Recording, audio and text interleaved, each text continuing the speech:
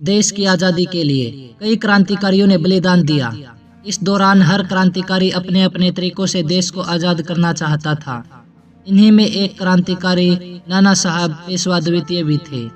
वो सन 1857 के प्रथम भारतीय स्वतंत्रता संग्राम के प्रमुख स्वतंत्रता सेनानी रहे हैं। उन्होंने कानपुर में अंग्रेजों के विरुद्ध स्वतंत्रता संग्राम का नेतृत्व किया था।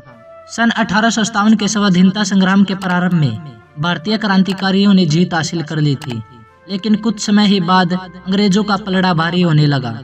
इस दौरान भारतीय सेनानियों का नेतृत्व नाना साहब पेशवा कर रहे थे। ऐसे में उन्होंने अपने सहयोगियों के आग्रह पर बिठूर का महल छोड़ने का निर्णय कर लिया। इसके पीछे उनकी योजना थी कि वे किसी सुरक्षित स्थान पर जाकर फिर से सेना एकत्रित करें और अंग्रेजों से नए सिरे से मोर्चा लें। अंग्रेजों से जंग के लिए जब नाना साहब महल छोड़कर जाने लगे तो उनके 13 साल की दत्तक पुत्री मैना कुमारी ने पिता के साथ जाने से इनकार कर दिया।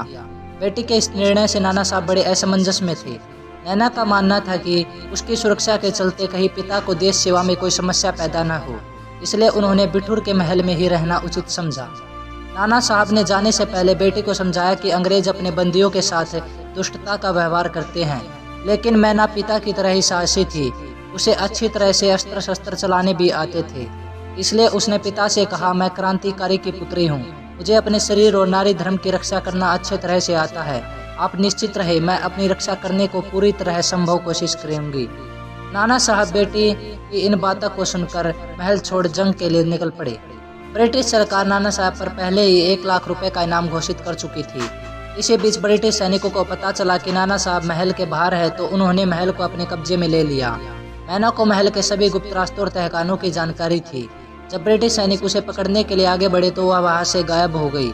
इसके बाद सेनापति के आदेश पर महल में तोपें आग उगलने लगी और कुछ ही घंटों में महल ध्वस्त भी हो गया। सेनापति को लगा मैना भी महल में दबकर मर गई, इसलिए वो वापस लौट आया, लेकिन मैना जीवित थी।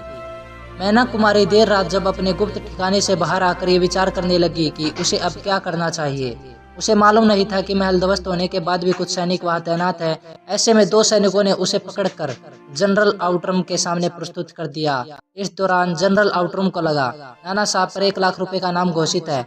ऐसे में अगर वो उन्हें पकड़कर आंदोलन को पूरी तरह कुचल दे तो ब्रिटिश हुक्मरानों से उसे शाबाशी मिलेगी।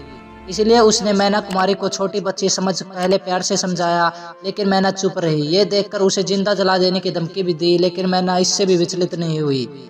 इस दौरान उसने आउटरम को साफ साफ कह दिया कि वो एक क्रांतिकारी की बेटी है, मृत्यु से नहीं डरती। मैना की यह बात सुन आउटरम तिलमिला गया और उसने मैना कुमारी को जिंदा जलाने का आदेश दे दिया।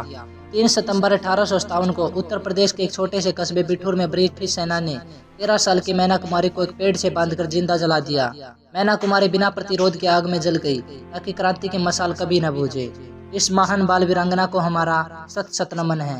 दोस्तों, अगर आपको हमारी वीडियो अच्छी लगी है तो वीडियो को लाइक कीजिए और हमारे चैनल को सब्सक्राइब कीजिए, ताकि ऐसी ही हिस्ट्री, बायोग्राफीज और फैक्ट से रिलेटेड वीडियोज आपको समय समय पर मिलती रहे। धन्यवाद।